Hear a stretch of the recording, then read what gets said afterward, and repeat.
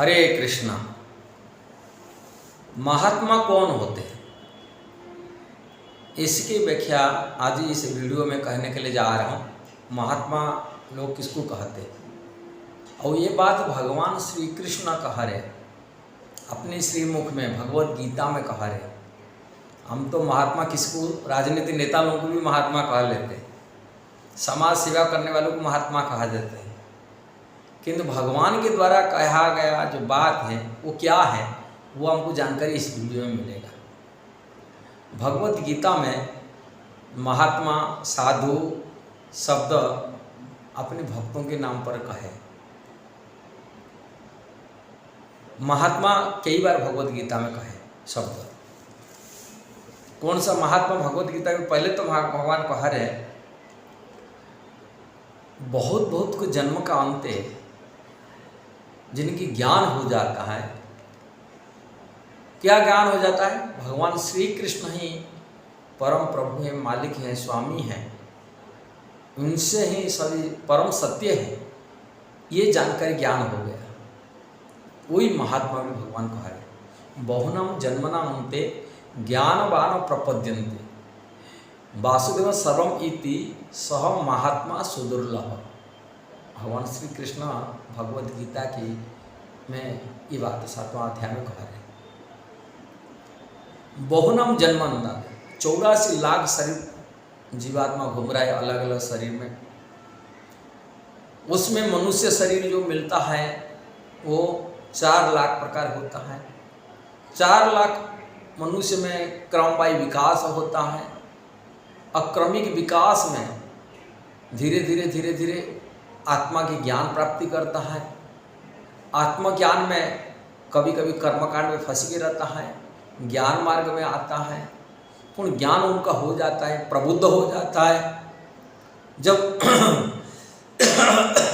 बहुत जीवन की पुण्य फल इकट्ठा होता है, वो भगवान श्री कृष्ण को परम स्वामी, परम प्रभु, परम मालिक, परम सत्य रूप में जान लेता है।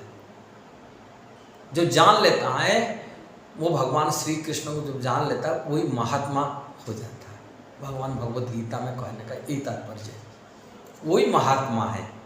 महान आत्मा, आत्मा तो बहुत है, अनंत कोटि जीवात्मा है, अनगिनित है, किंतु अनगिनत जीवात्मा में जो शरीरधारी देखेंगे, जो शरीर रूप है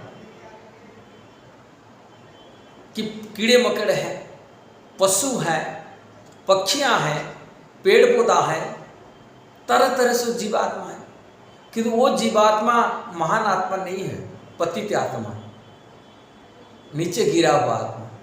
थोड़ी उसमें जो विकास हुई, मनुष्य शरीर मिला, अब मनुष्य शरीर में ऐसे अज्ञान में रहा, वास्तविक जीवात्मा देह बुद्धि में रहा, पशु जैसा जी रहा। मनुष्य होते ही पशु है कि रह रहा है। देह को आत्मा मान करके देह को पोषण में लग गया, इंद्रियों तृप्ति की परम लक्ष्य मान लिया। ऐसा व्यक्ति महान आत्मा नहीं हो सकता, पतित आत्मा का है। किंतु जब आत्मा की अनुभूति होता है, मैं शरीर में आत्मा हूँ, आत्मा का कल्याण के लिए उन्होंने तरह तरह देवा देवी आराधना में लग गया। इंद्रिय भोग करेगा कि तो आत्मा की यदि आगे जा करके पुण्य कर्म करके जैसे ही स्वर्ग आदि लाभ करे, इसके लिए अगला जीवन के लिए कुछ पुण्य कर्म करने लगा। शरीर आत्मा को भेद जान लिया, ऐसे पुण्य कर्म करके इंद्रिय भोग उनका लक्ष्य रहा, किंतु उनका इंद्रिय भोग से पूर्णतया मुक्त नहीं हो पाया। किंतु जो पूर्णतया जान लिया परम सत्य भगवान श्री कृष्ण है, और श्री कृष्ण हम लोग को अंश है, अंश होने के नाते श्री कृष्ण की सेवा करना सर्वोपरि है। जीव का एकांतिक है, उनका एकनिष्ठ कल्याण तभी हो पाएगा जब कृष्ण का सेवा में लग जाए। और कृष्ण को परम स्वामी प्रभु में जानकर उनकी कृष्ण की भक्ति में लग गया, वो व्यक्ति महात्मा।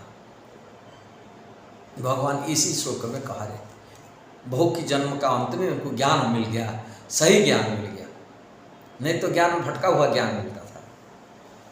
पुण्य दूसरी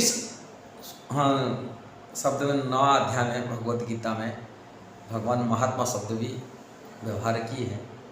महात्मानस्तु मां पार्थ दैवी प्रकृति आश्रिता भजन्ति अन्योन मनसो ज्ञात्वा भूतादि अव्ययम।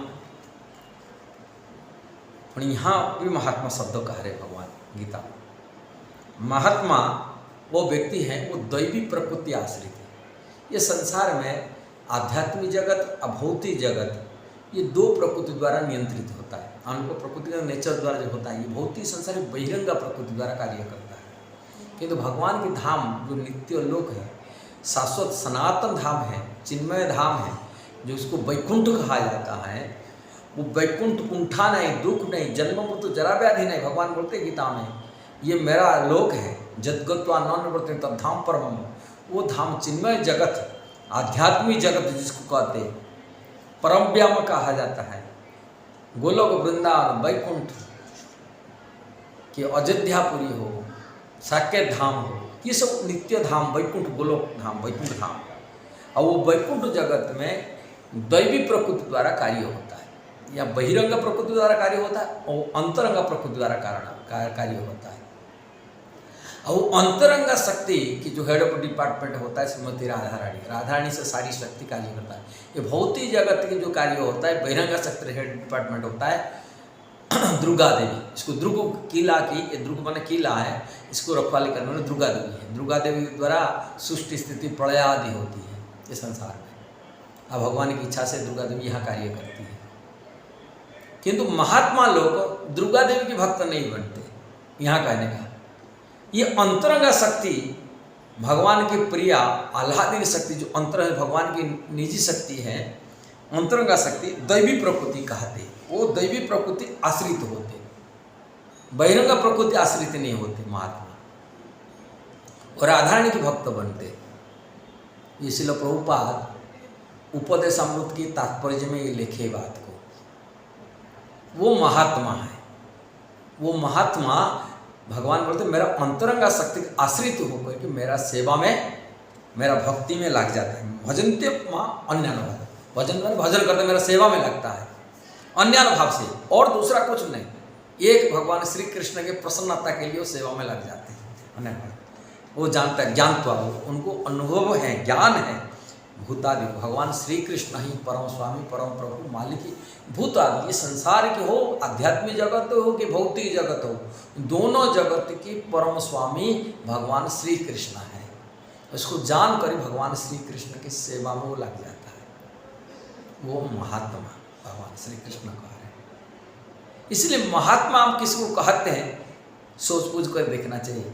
महात्मा शब्द कहने का मतलब है भगवान श्री कृष्ण का भक्त होना चाहिए, वैष्णव होना चाहिए।